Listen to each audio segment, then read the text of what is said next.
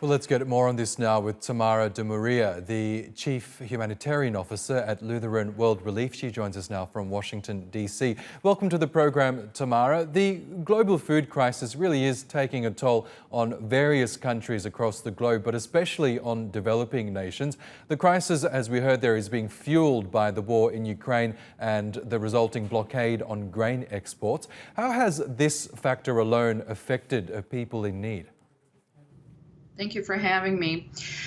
Indeed, it's worth understanding that Ukraine and Russia historically are major producers and exporters of agricultural and food commodities, including wheat and sunflower oil.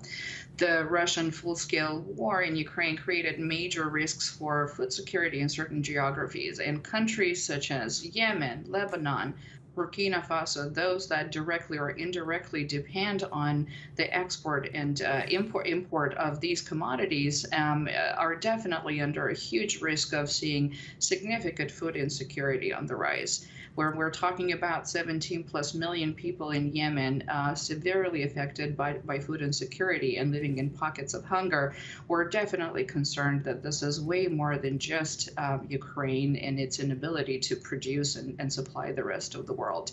We're looking at introduction of trade restrictions across individual countries. We're looking at sanctions imposed on Russia, and all of that definitely impacts how the rest of the world is accommodating its trade policy or retaining production of certain alternative commodities to substitute the wheat that we're all so concerned about.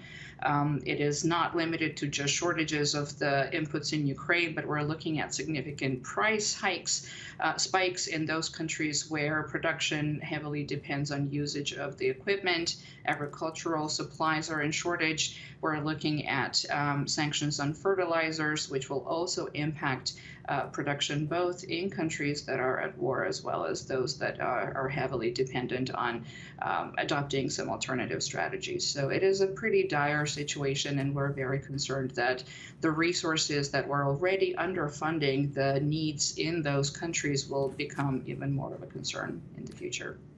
Okay, Tamara Demuria from Lutheran World Relief. We will have to leave it there, but we really appreciate your analysis. Thank you again for joining us on TRT World.